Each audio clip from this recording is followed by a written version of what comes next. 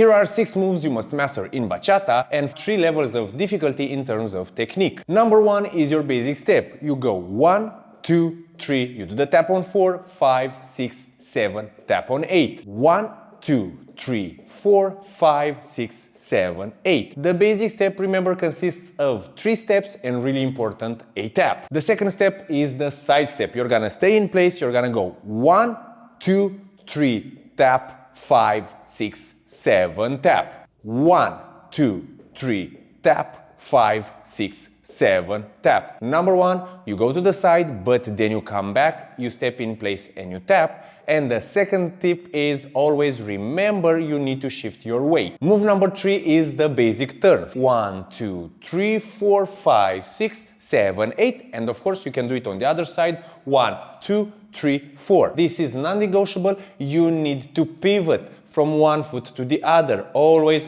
pivot.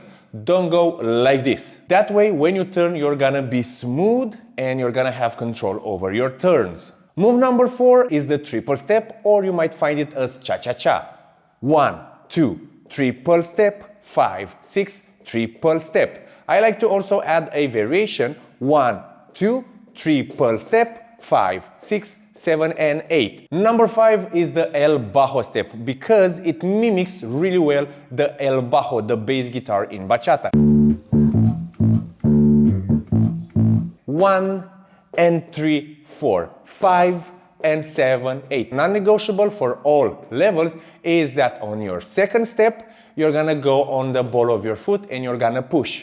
Don't go flat-footed because it's gonna be really difficult. So, El Bajo step, 1 and 3, 4, 5 and 7, 8. And the last move is gonna be the square step or the box step. I like to call it the square step because imagine you're doing a square on the ground and you just go from one corner to the other. 7 and 1, 2, 3, 4, 5, 6, 7, 8. Remember to subscribe and let me know in a comment what's your idea for the next video. What do you want me to teach you? Moving on, here is the first difficulty. As a beginner, the only thing that is non-negotiable, and I drill this into my students, is to be on beat. Don't delay, don't rush.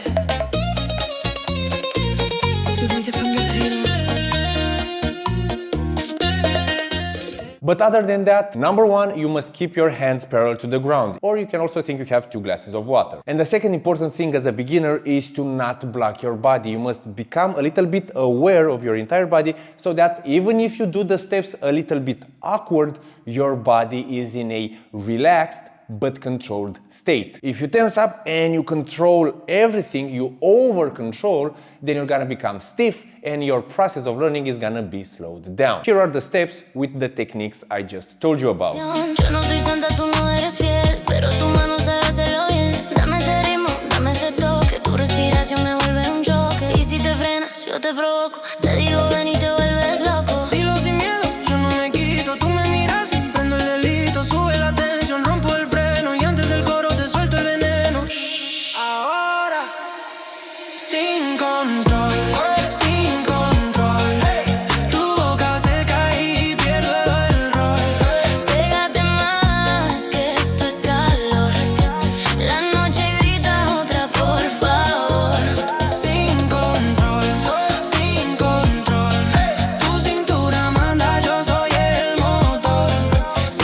If you want to be called a true intermediate dancer, you need to internalize these details. Number 1, you need to roll the foot on the ground. It's not about having a perfect technique in rolling, but definitely don't step relaxed or flat-footed.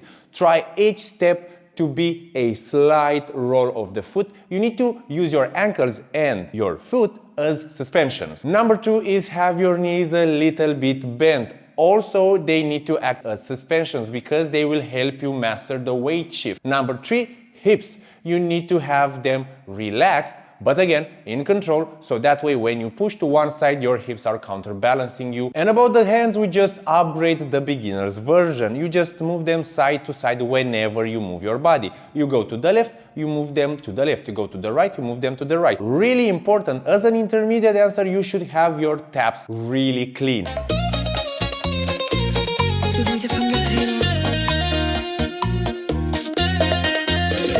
Supe hoy se rompe la ley. Tu mirada reta, yo no digo ok.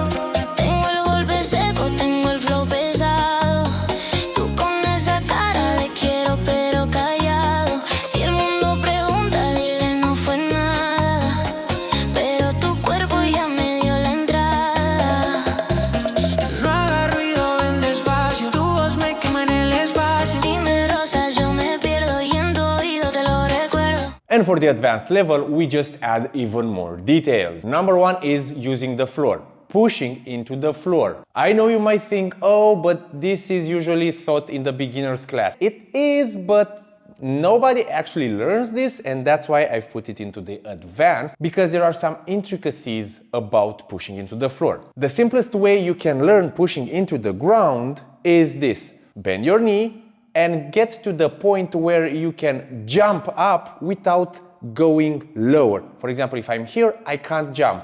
I need to go down and then jump. You need to find that sweet spot. Again, if you go even lower, you need to do that slight preparation again. You need to find the perfect spot where you can jump from. Now you just have to utilize that point on and on and on. Think it simply, mathematically. If I'm here, I won't be able to actually push into the floor. If I am straight, I'm gonna have always either that jumpiness or it's gonna be hard. Again, if I am really low, I'm gonna feel awkward or I'm gonna jump. If you do around 10 basic steps with this technique and you feel your legs burning a little bit, it means you're utilizing the ground correctly, maybe for the first time in your life in dancing, because otherwise they wouldn't hurt. Tip number two is going to be about the frame. Think about the frame like this: elbow, shoulder, shoulder blades, shoulder, elbow. And you just move it while you're dancing. You go side to side, or you can add a little bit of a circular movement to it, like an 8. So it looks either like this, which is totally okay, or a little bit like this, which again is okay. I recommend you learn both of them. And the same goes for the hips. I'm gonna give you 3 ways to move the hips, but I'm utilizing mainly 2 of them. Number one is gonna be this. The hip is to the opposite of the leg I am on. So let's call this counter weight shift. The second one is when I push straight into that leg, so I am here. This one is gonna be a little bit more fluid. So the first one is gonna be a little bit more rough. The second one is gonna be a little bit more fluid. Pick one of them and train it, then switch to the other one because you need to learn both of them. Third one is mostly for the ladies, is gonna be the 8 hips. Okay, you can use them, but I would recommend learning to do the 8s as a man, just to know how you do them, because we have some close-up moves. Ladies, you can utilize the 8, but again, use them a little bit more like styling. Don't use them everywhere because they're gonna mess up some moves if you only do it like that. And finally, a really important tip is not about the physical part, it's mostly about the psychological part. Think about relaxing your body, let it move natural. Of course, you control the moves, but you are not overriding the natural impulses. This is a little bit harder to understand, and usually I teach this in my coaching classes 101. But think like this: when you're walking on the street, you are not actively forcing your walk. Okay? Just think about that.